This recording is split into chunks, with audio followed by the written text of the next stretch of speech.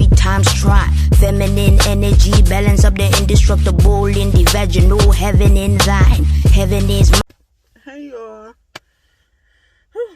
Happy Sunday. We have made it through another week. We are going into a new week, and I hope it brings great things to myself and everyone else. I'm currently at work in my car, like I was in the previous video. I am getting sick, so excuse my voice. No corona though. Just a little weather cold. It'll be over in a few days. Need to start drinking some tea. Y'all will see me drinking my gallon water probably during this video. You know, trying to get more water in me. A gallon a day.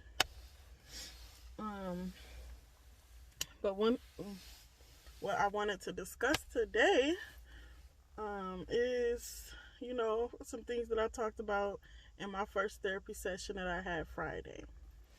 I've been wanting to get a therapist for years now, and I can't say I actually tried to get therapists because it's not, well, in Green Bay it was kind of hard because I always wanted a black therapist, but since being here, the 2 years that I've been here, I haven't tried to get a therapist. It's just always been like one of those thoughts, well, I'm going to get a therapist one day. One of these days, I'm going to get a therapist. That back and forth shit there. But I never put the time in to actually search for a therapist. And even if I did, the moments that I did search for the therapist, it's like the ones that I talked to, I didn't like they tone and the conversation that they brought, so I ended up not meeting up with them, and then I ended up just like letting the search stop. Until recently, I went on a website that I learned through one of the Facebook groups that I'm in. It's therapists for black girls or black women or something like that. And on the website, you can put in your city, and it gives you a list of black therapists in your city. It's beautiful. It's a beautiful tool that's out there, and I want people to know about it. I want people to use it because we need that. We need people that are for us and are us. You know what I'm saying? So it really was a beautiful thing to see, because I'm from Wisconsin, but I moved to Green Bay after high school, so ain't no diversity in Green Bay at all. So when I really got the thought to go to therapy, I was in Green Bay, and I realized that the chances of me finding a black therapist there was kind of slim to none. So I just gave up while I was in Green Bay.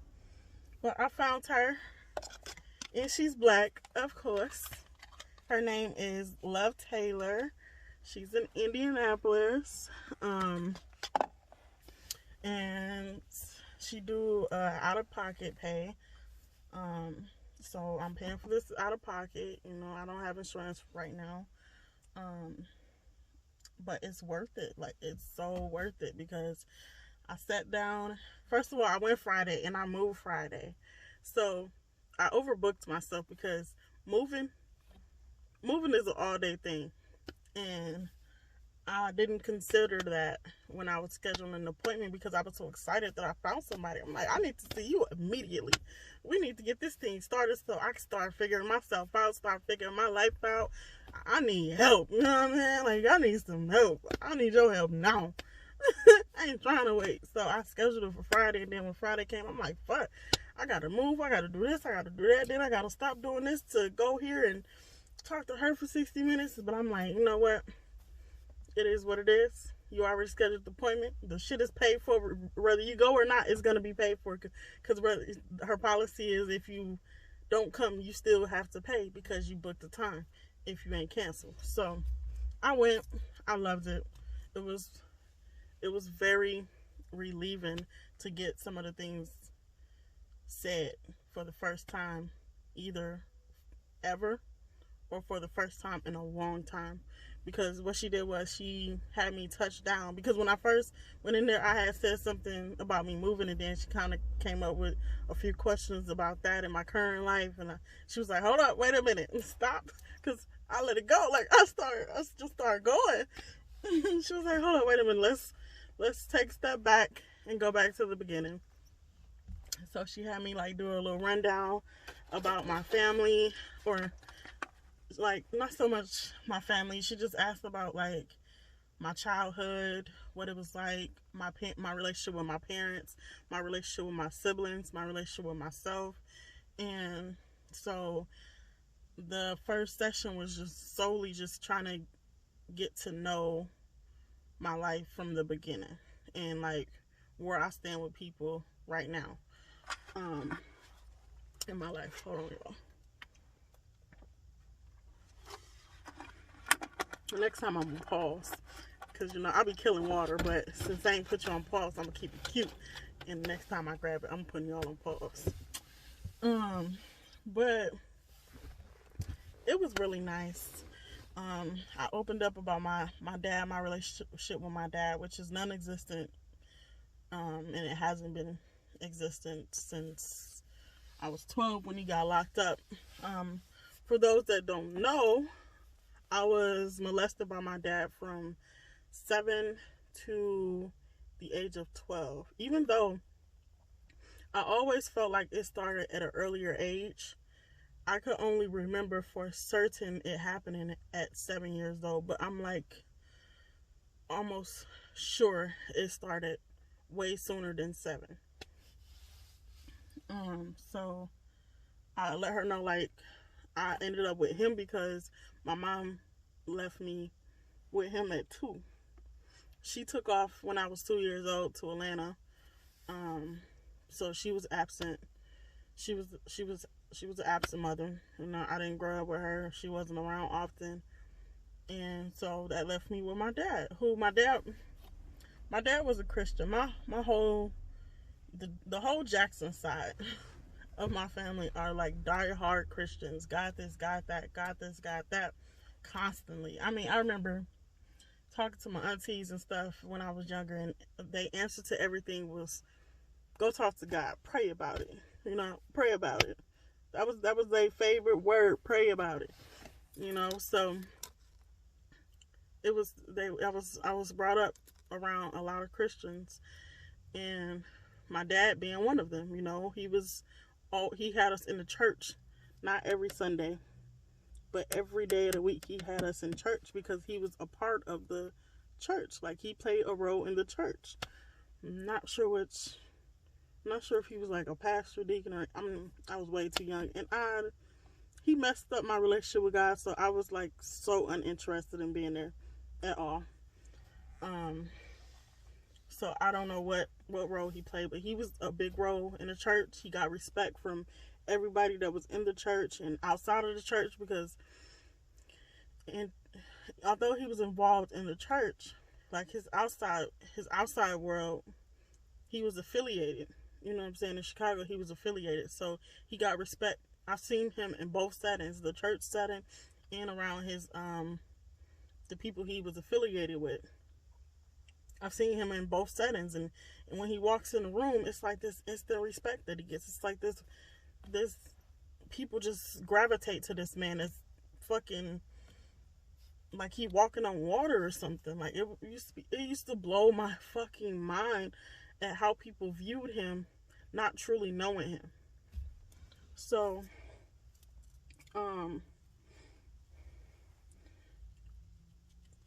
when I told my teacher at 12 years old, or actually before I get there, I'm gonna let you know how fucked up this dude was. I was the only sibling that grew at the time that I grew up in the household, because my sister and my brothers had already moved to Green Bay with their mom before he had got me. So I was the only kid growing up in that household, outside of eventually him having girlfriends and them having their kids. and they family coming around or whatever, but it was none of my family, like none of my siblings. And so he was a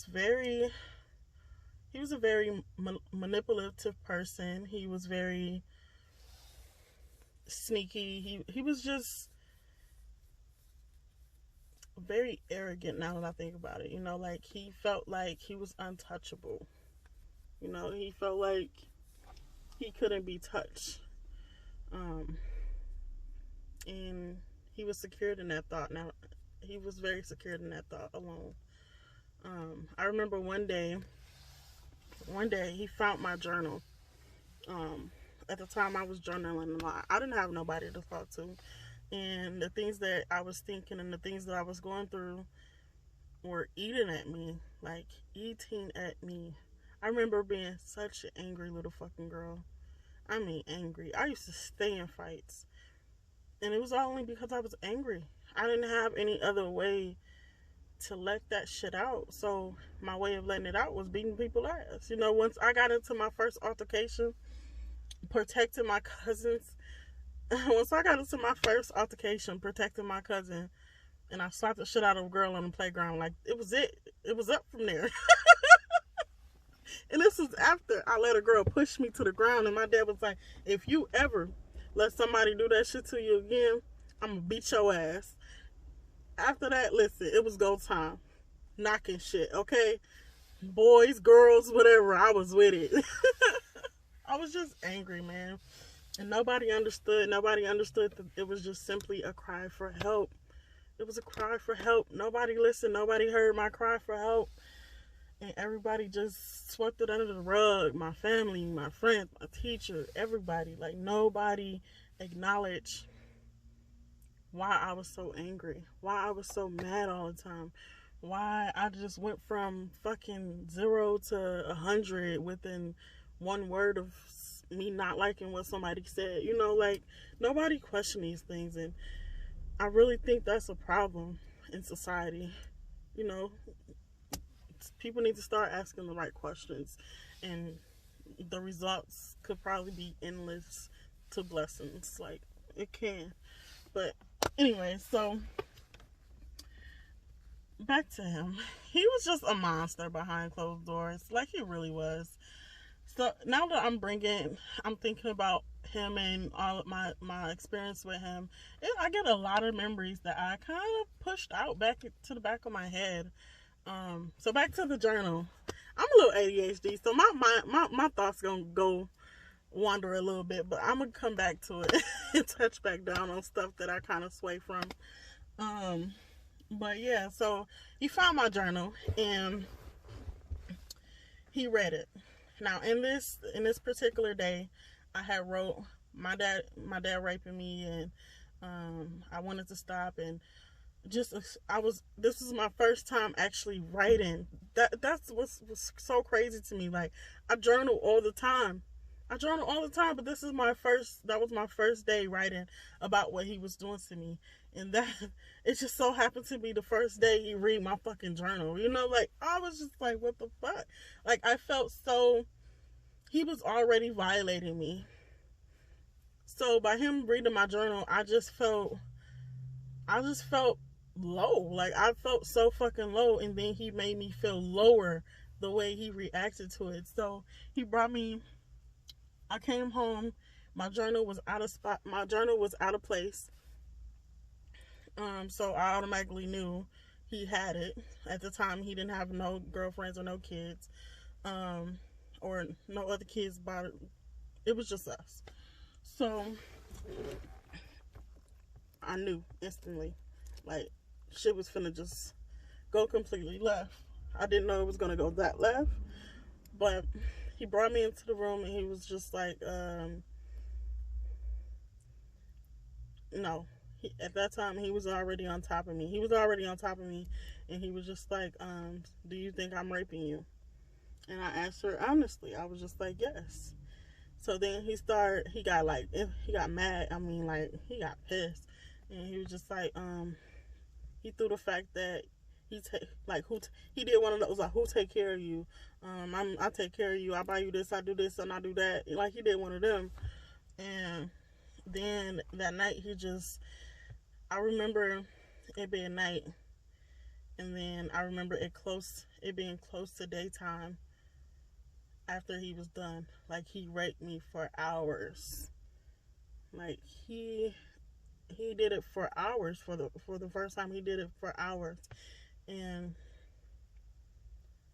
I remember after he got done, I just remember feeling so disgusted with myself. Like, I think that was one of the most traumatizing days I had with him. All of them were traumatizing, but that day in particular was like the worst day I had with him. If my confidence in myself, if my love for myself, if my understanding of myself wasn't shattered before, it was definitely shattered after that day. Completely shattered. He shattered everything that I thought I knew, everything that I wanted to believe that I had in myself. Like, he shattered that shit. Like, he crumbled it up and just tossed it. Like, he made me feel like nothing. And I didn't understand why, which then turned into anger. And I just remember just being so hurt and just hurt. Like, I just couldn't believe it. Like, I was just like, what the fuck was that? And I remember him the next day apologizing to me. He apologized to me. And we were in the car, and he was just like, I'll never do that again. And he just left it at that. Like, it was that fucking simple. Like, it was just that simple. He just left it at that. So, that was my most traumatizing experience with him. That was pretty fucked up. But he was a very grimy ass person. Like, and then it's like, the more he got away with it, the worse the shit got. You know, I remember one day he gave me a pregnancy test, and crazy enough, once I became older, I learned that his dad did the same thing to his daughter and got her pregnant. So that fucks me up. It's like, even after I got out of the household he was in and I was in, he still continued to traumatize me. Like, stuff still continues to traumatize me, because it's like I put stuff together, you know, like, that didn't make sense when I was a kid, and now makes sense that I'm able to understand it. Like, it comes together. So a lot of stuff didn't start making sense to me until I became of age. Excuse me. And he was just fucked up. I remember, grimy ass dude. Like, I ain't even shared this with my therapist, but you know what? I'm gonna share it with y'all. So one day, at this time, first of all, my dad dated my cousin on my mom's side, and he cheated on her with her sister, my other cousin. That's how fucked up he was. And in the midst of him dating, like, for a long period of time, while he was raping me, he had girlfriends, and so other people were around, so he would sneak me into, whether it be like his room, my room, or make sure it's a moment where we're alone. But it was never us alone for a long time. Like, he was doing this right under a lot of people's noses. I remember one day, this is my cousins, they were living with us, and he snuck me in the closet and had me smoke something. At the time, I can't tell you what it was. I don't know what it was. All I know is it was rolled up, and he had me smoke it. And I knew it was drugs, but I didn't know what kind. he had me smoke that shit. And then later on, he had me fucking perform oral sex on him. Like, he was a fucking monster. And then I remember one day, this is when he was dating this lady. I don't remember this lady's name. I don't know. She was, I ain't the one to talk down on women, but she wasn't right. I try not to talk about, because I ain't perfect, but she wasn't right. And I ain't never understood they situation. She was a drunk too. But so one night I'm in my room. I'm laying down pretending like I'm asleep because I hear him at the door. But I'm like my body just, I know I'm hearing them. They right, it's him, and then it's his girlfriend at the time. They're right at the door. And the way I was laying, I was able to, it was dark. I was able to peek, like my eye opened enough to kind of see like who exactly was standing at the door. Even though I knew who it was, I just wanted to see them. So it was him and her, and she was dressed in, I believe, lingerie or some sort. So I was just like, what the fuck is going on here? You know, like, what is happening? So I tried to stay my ass still. I tried to not move. I tried to not make a sound. I just wanted to listen. And over the conversation I heard was so fucking bizarre. And from what I understood, he was telling her to perform oral sex on me. Now, I don't know if she knew. She had to know. Now when I think about it, she had to know. Okay. This shit is so fucking bizarre. He was trying to convince her to perform oral sex on me, and she kept saying no, no, no. So eventually he gave in. It was just like, okay. And so then they walked away. And then, like, either the next day or the next couple days, she was talking to somebody. I don't know if it was me directly or her kids, but she was talking to me, and this was after he had dated my cousin. So I hear her saying, yeah, he tried to have me eat that bitch out, and blah, blah, blah.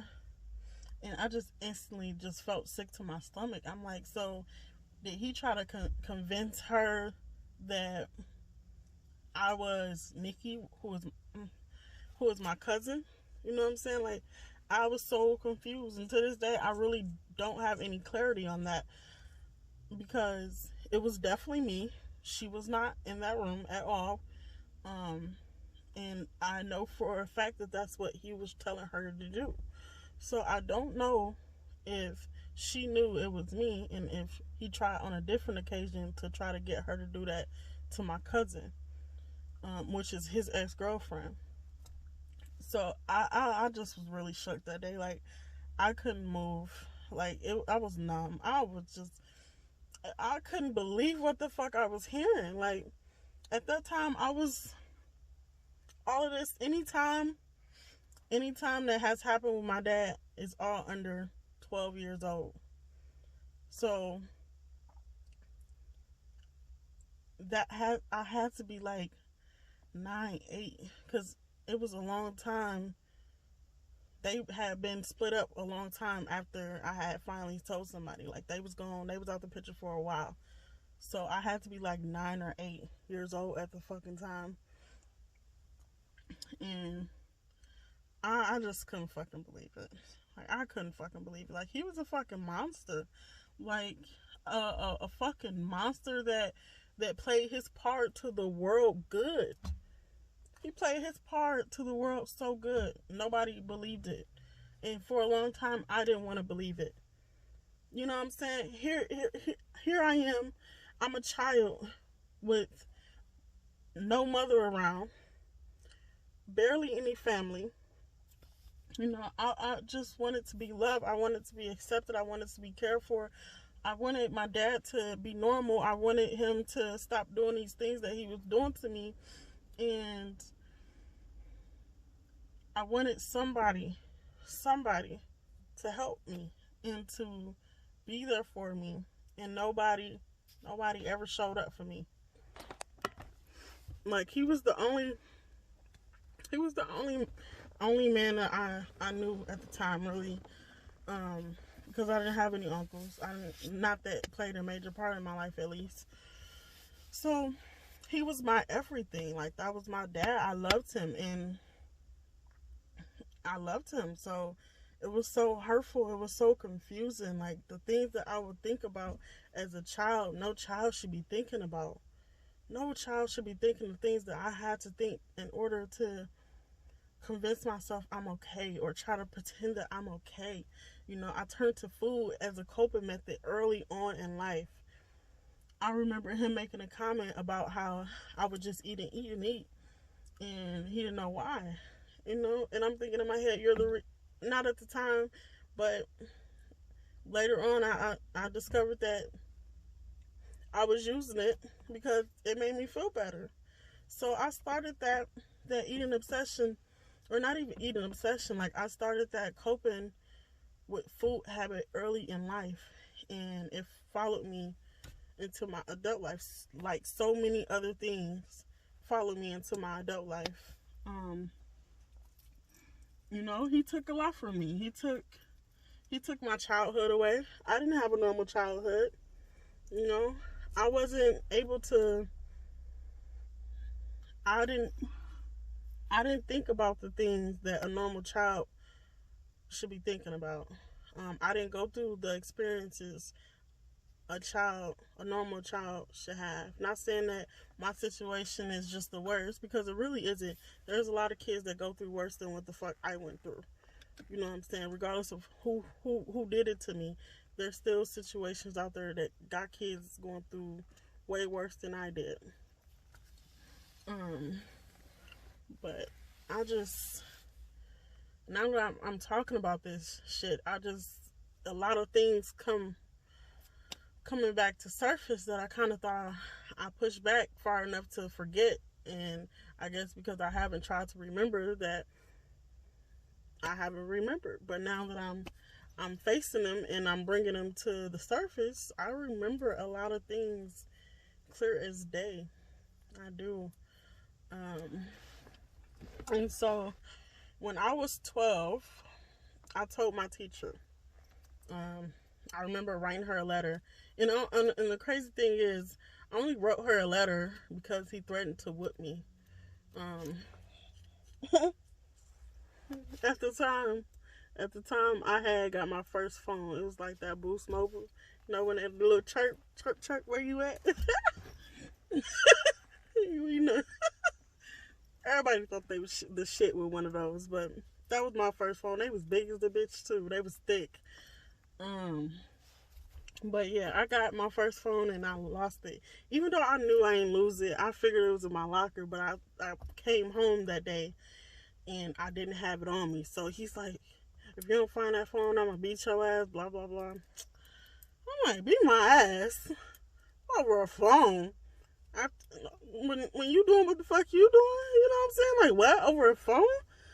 I was pissed. Okay, I was pissed. So I went to school and I had it already in my mind, like, I ain't getting my ass beat over this phone. You know, because when he used to whoop me, he used to fucking whoop me. Like, he was such an angry fucking person, now that I think about it. Like, he used to fucking get my head, and, because I used to run. He used to get my motherfucking head, put it around put my head, in between his legs, and whoop me that way. Like, what the fuck? You think I'm sick of your whoopings. You know what I'm saying? You traumatizing me and giving me ass whoopings. Like, what the fuck? I'm sick of this shit. You know, I was fucking tired at that point. I was just fed up with him. And it showed, because I just was like, fuck that. Like, I'm done.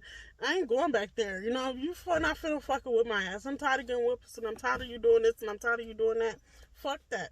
So I already went to school with the mindset of, I'm telling somebody today. You know, so I remember writing this little letter up before I went to school, and it was just like,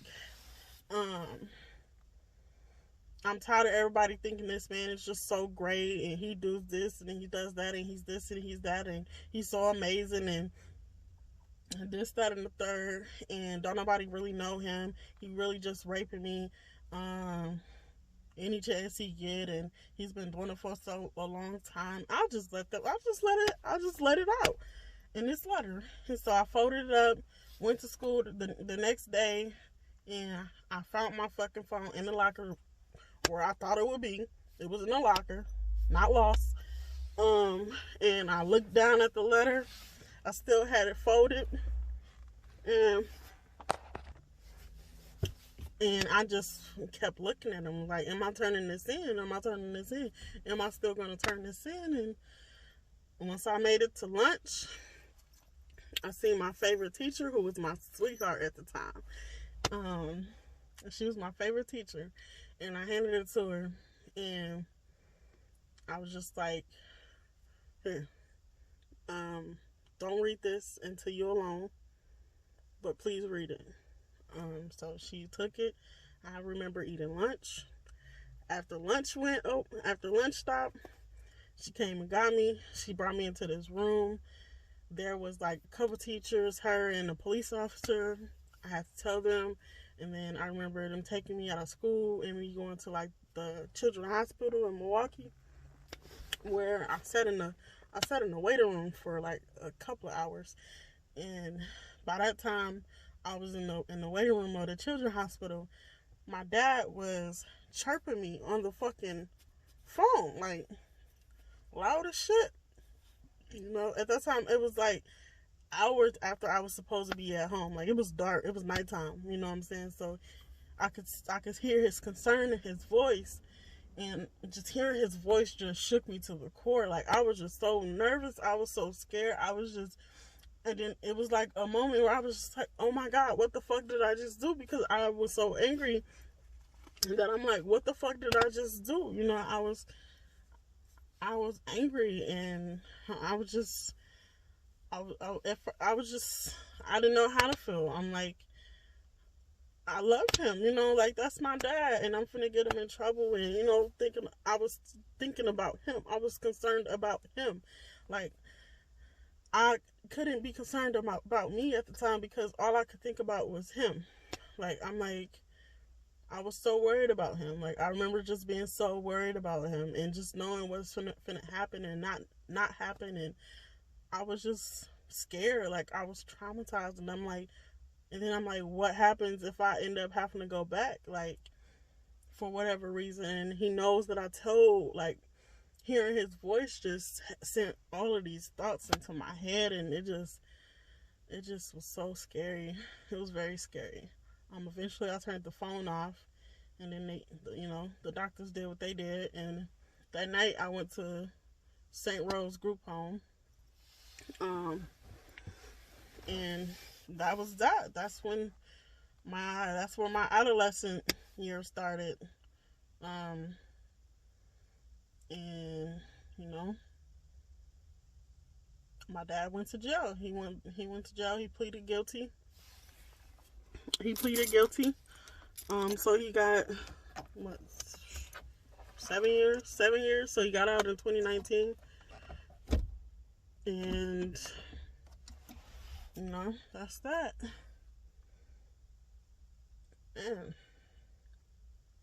And I knew for a fact that he had a problem. I knew for a fact that I wasn't the only little girl he was doing that shit to, because there was a family friend.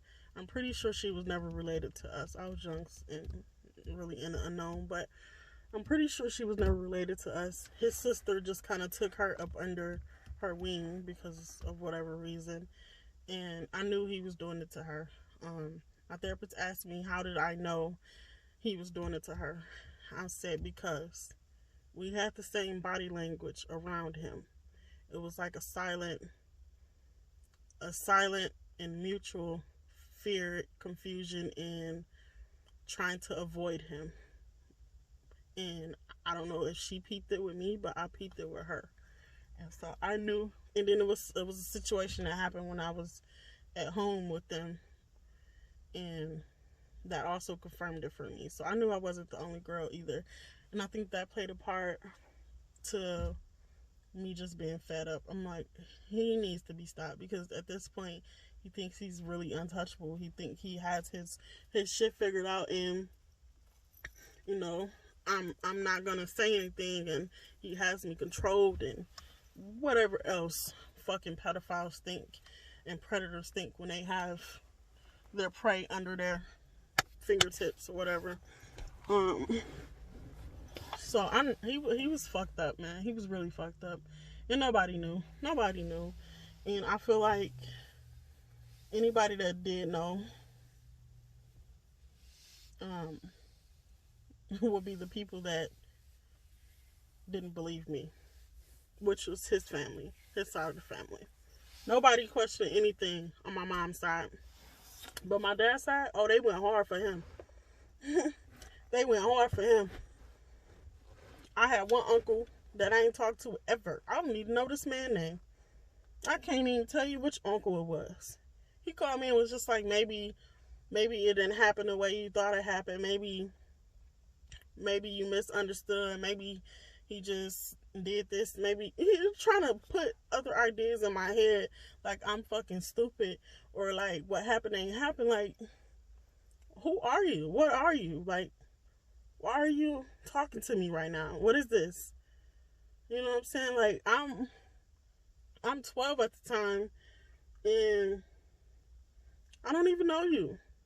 Instead of calling me, checking on me, you calling me to defend this man. You calling me to protect him and try to figure out how he can get out of jail. Talking about he's finna go to jail, you don't want him to go to jail, blah, blah, blah, blah, blah. Well, bye. I hung up, and I ain't talked to that nigga since. And then my aunties, they all sided with him. You know, I had a pretty close relationship with my auntie Deborah prior to this, and I thought she would believe me somewhat. You know, I didn't think she would abandon me, you know, and that's exactly what she did. She abandoned me, and she didn't believe me, and she tried to do the same thing her brother did, which was try to convince me it didn't happen. And that shit hurt me too. That shit hurt me so bad, because she was the auntie on my dad's side that I really grew up with. You know, I had other aunties somewhat around, but she was the only one that was around. And for her to just think that I was pulling that shit up out my ass, because she blamed it on my mom.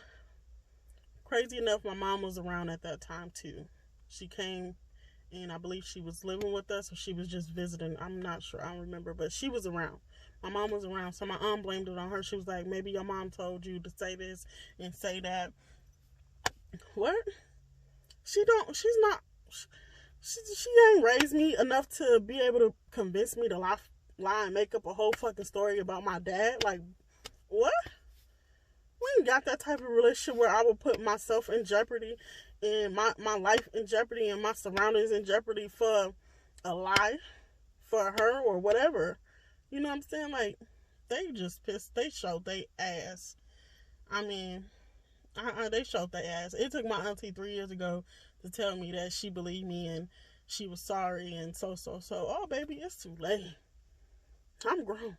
You say that apology and you take that shit up with your God. I don't need it. I'm good. I'm good on you. I'm good on your apology. I'm good on what you believe. I'm good on you.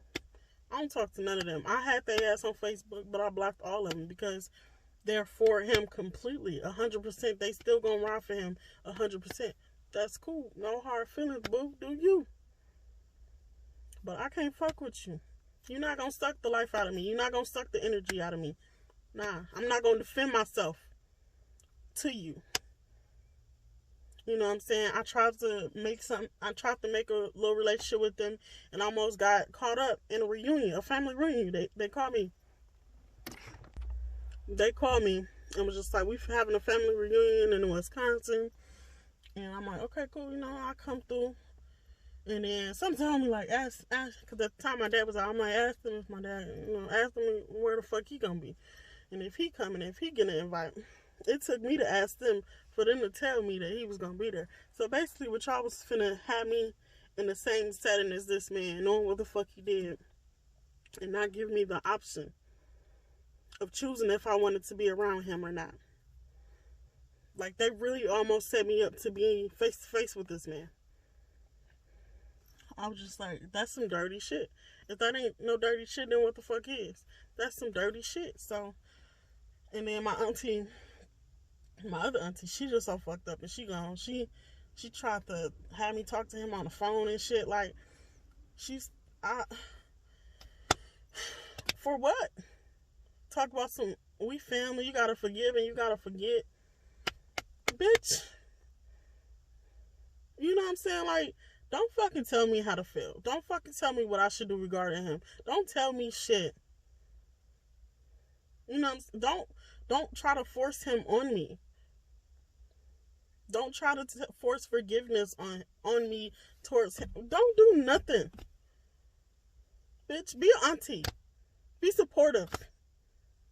Be understanding. I don't fuck with none of them. I don't fuck with none of them. Them Jacksons, they all damaged, fucked up.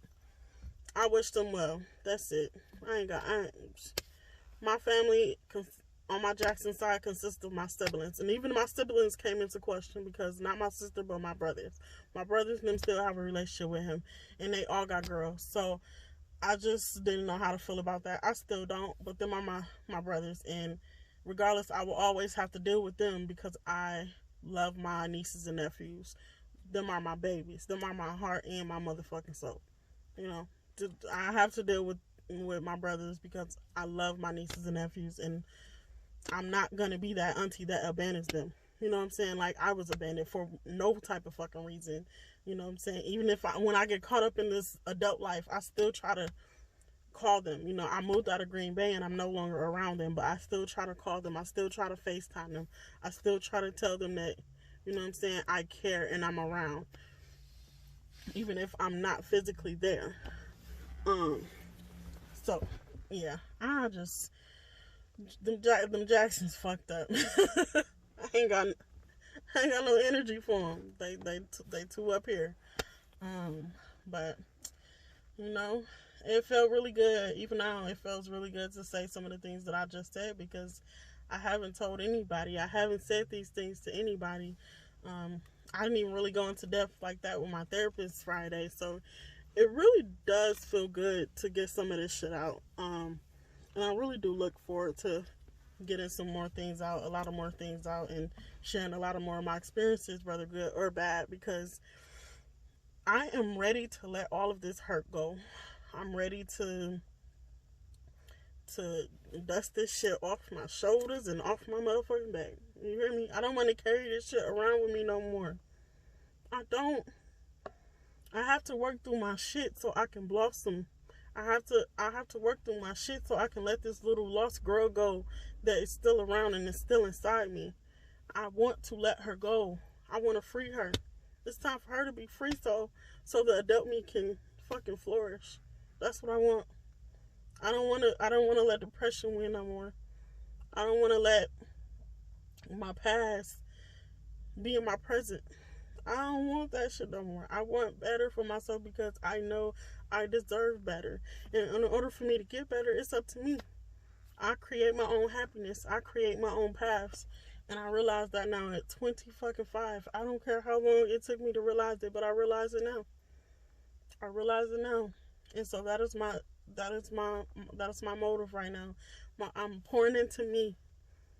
I'm pouring into me. I'm getting to learn me. I'm getting to know me. I'm letting go. I'm letting go. I'm being patient with myself. And it feels amazing. It feels really good to be taking the steps that I have been taking over the last month or so.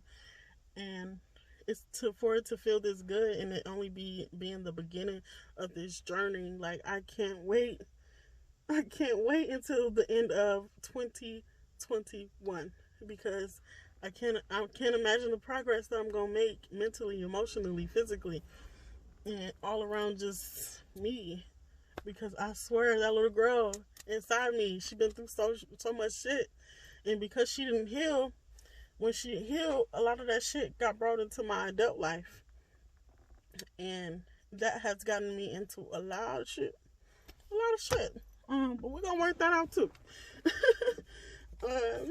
It feels really good.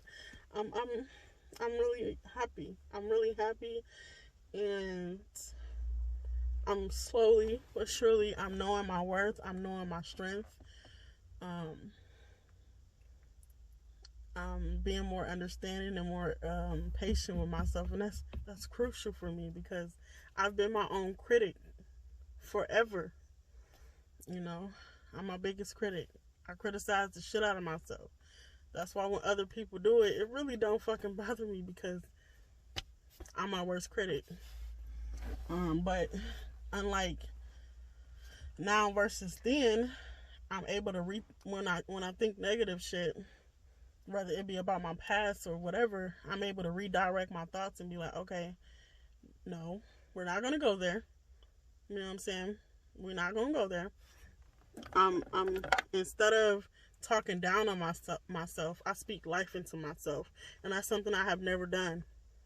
I've done it in situations that I felt confident in and just knew I had it, but in situations that I was unsure in, situations that I was unhappy in, I've never spoke life into myself. I've always just spoke down on myself, which then caused me to fail or caused me to not go after something that I really wanted. And that is probably one of my biggest regrets because I feel like I've missed out on a lot of opportunities because of my self-doubt. But I'm working on it. This is the wrong tube of Carmex. I'm working on it and I feel amazing. So that was a lot for today. So I'm probably gonna end this at that. But I do want to share something with y'all. My therapist told me to get 2 affirmations. And I had already told her, I've already been doing affirmations. Every morning when I get up, I'll be like, you beautiful. That was my black side. You beautiful. Listen, that word has always been a struggle for me when I first said I have to actually pronunciate it for it to come out right. But anyways, I'll be having all type of affirmations in the morning and shit. When I first wake up, I always say it, and then recently I set 3 alarm clocks, because I told y'all I'm working on boundaries, learning boundaries and sticking to my boundaries. So one alarm clock goes off 3 hours apart, and it be if it says if it is not an absolute yes, then it's an absolute no. I have that reminder for 3 times a day. And then I have another one that I just set because I listened to Ayana, however the fuck you pronounce her name, the one that fixed everybody's life, so to say. She said something in one of her videos, because I really suggest people watch her videos. She be speaking some real shit. It said, I just said this one maybe 2 days ago, so I don't really know about her yet, but it was something pertaining to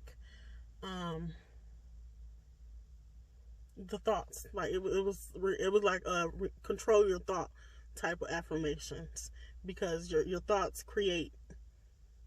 Oh, that's what it was. Your thoughts create. Yep. It was your thoughts create. So be mindful of your thoughts. That's what it says. So I have those 2 that come up every day, a couple times a day. But I'm going to be working on this little board of affirmations that I can put up in my room. I'm going to have affirmations all over because that's just what I need right now. I want to see affirmations every day that I ain't got no choice but to say because I see them. So I'm going to be working on that. And so I look forward to that. I listen to podcasts. I really do love the Goddess Confession podcast. She says some real shit on there. If anybody wants some good podcasts for self-help and self-care, let me know. I got y'all. I got some good ones. So yeah, that concludes this video for today. I hope everybody enjoyed their Sunday, And I hope I did better than my first video. And with time they'll all get better, but you know, I feel better. I feel relieved. I feel like I kind of got a little chip off my shoulder that was like really big and, you know, weighing me down. It feels good to let out some shit that I haven't told anybody, or I haven't told somebody in a while. So I feel pretty good. You know? I hope y'all have a blessed day and continue to smile. You know, there's always something to smile for or smile about, regardless of what you're going through. These are rough times. Oh, excuse me. So we all need to find something to smile about, because it's there. We just gotta find it. It's there. All right, y'all. I will see y'all next video. Thank you for watching.